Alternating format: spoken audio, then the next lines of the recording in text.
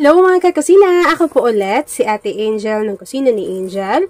And for today's video, meron na naman po akong naisip na dessert recipe na pwede ninyong gawin. Gayahin nyo lang yung ating recipe today. Tapos, pwede nyo na rin po yung i-enjoy.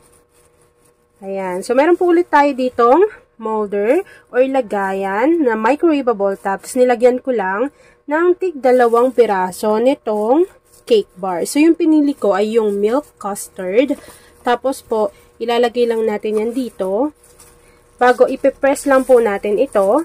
Ayan. So, kapag na-press na po natin to ng maigi, yung ating cake bars dito sa ating lagayan, set aside lang muna natin ito bago gawin na po natin yung ating mixture.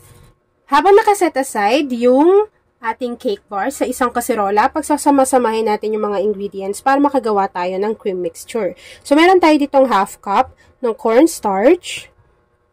After adding ng ating cornstarch, meron din po tayo ditong 1/4 cup ng glutinous rice flour.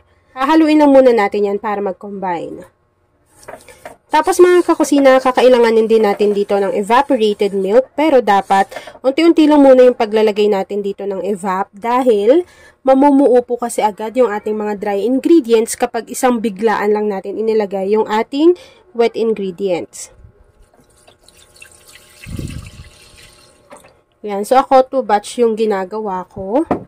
Pag nailagay na natin yung first batch, haluin lang muna natin to para hindi tayo mahirapan sa pagtutunaw ng ating dry ingredients. Lalo na yung cornstarch, kapag nabasa kasi yan, mahirap siyang haluin. Kaya dapat, dahan-dahan lang. Tapos, siguraduhin natin natunaw ng maigi yung dry ingredients para hindi siya doon namumuo sa bottom ng ating pan. And then, kapag na-mix na po natin yan, ilagay na natin yung natitira pa na evaporated milk. So, in total, gumamit po tayo dyan ng 2 lata ng evaporated milk na merong tig 370 ml.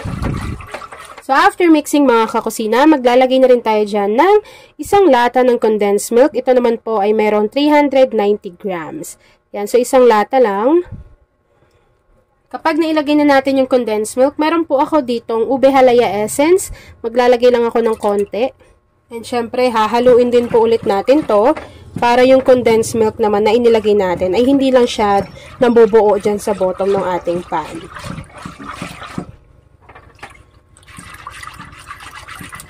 Kapag nahalo na natin ng maigi yung ating mixture and natunaw na ng maigi dyan yung mga dry ingredients, pwede na po natin buksan yung ating apoy sa ating kalan. Yan. So, una, malakas muna yung apoy. Hintayin lang nating uminit yung ating mixture. So, habang hinahalo ko yan, mga kakusina, at hinihintay ko po na makuha yung tamang consistency, please don't forget to like and follow yung ating Facebook page, Kusina ni Angel. Kung meron din po kayong Instagram, paki-follow na rin ako doon, Kusina ni Angel. At kung gusto nyo matuto pa ng iba pang mga recipes, o kaya naman gusto nyo rin mag-share ng mga niluluto ninyo everyday, pwede po kayong sumali sa ating Facebook group. Andyan lang po yan sa ating Facebook page. Yes, mga kakusina, kung meron din po pala kayong TikTok account, paki-follow na rin po ako doon. Search nyo lang yung Ate Mo Angel. Yan, so nag-update po tayo dyan. So, hihintayin ko lang kumapal yung consistency neto, mga kakusina. Pero dapat, kapag mainit na yan, hinaan na po yung apoy dahil sobrang bilis lang pong kumapal ng consistency neto. Sino din po pala sa inyo ang kakanin or dessert lover? Say hi, Angel, sa ating comment box section.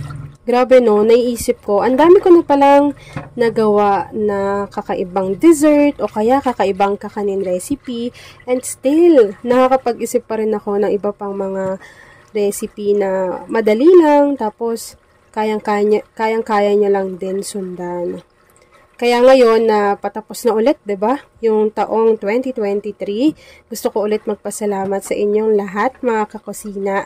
Kung nag-start ka simula nung umpisa pa lang, or ngayon ka pa lang nag-start mag-follow sa Kusina ni Angel, thank you so much po kasi meron na tayong kakusina sa Facebook. Parang 400,000 plus na ata yung followers natin sa Facebook, sa Instagram, na nalago na rin tayo, magti 3,000. Doon naman sa YouTube channel natin, meron na tayong 560,000 plus, going to, 600,000. sa TikTok, yan, mag-1,000 na rin tayo dyan. So, thank you so much talaga sa lahat ng kakusina ko na nakasuporta sa akin simula pa nung una. Kapag napapansin niyo po na ayan, parang medyo mabigat na yung paghalo sa inyong mixture at nakikita nyo na yung ganito, pwede nyo na pong hinaan yung apoy and mawawala na po yung liquid ingredients na nandyan sa ating kaserola.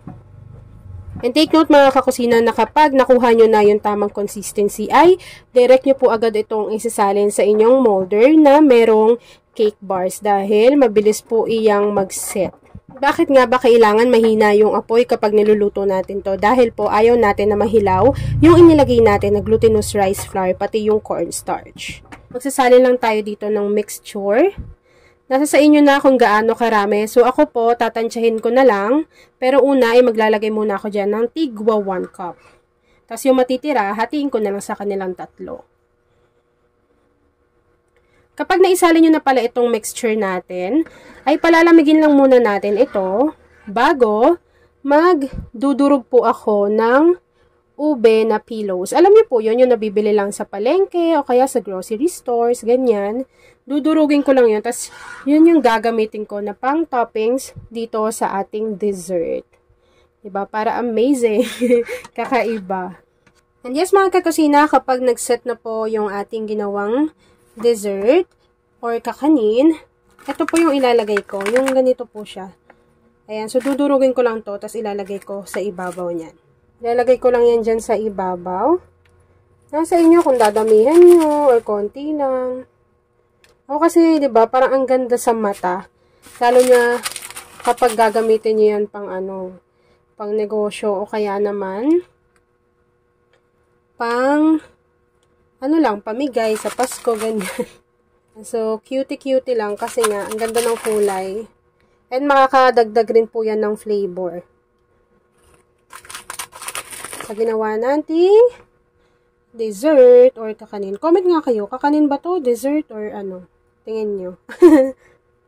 Pag nailagay na po natin yan dyan sa ibabaw, pwede pa kayong maglagay ng keso on top. Pero ako, siguro okay na to. Tapos, papakita ko na sa inyo kung ano yung natapos nating easy dessert or kakanin recipe. Yan, sarap. Ang ganda ng kulay. At ayan na nga mga kakusina, tapos naman po ang ating easy and creamy na ube cream cake. Kung nagustuhan nyo yung ating video, please like and share this video. At kung hindi pa po kayo nakapag-subscribe sa aking YouTube channel na Kusina ni Angel, please click subscribe button. Click mo na yung notification bell, click all, para lagi kang updated sa bawat ina-upload kong mga videos. Yan lang mga kakusina. I hope na nagustuhan mo yung ating video. Thanks for watching!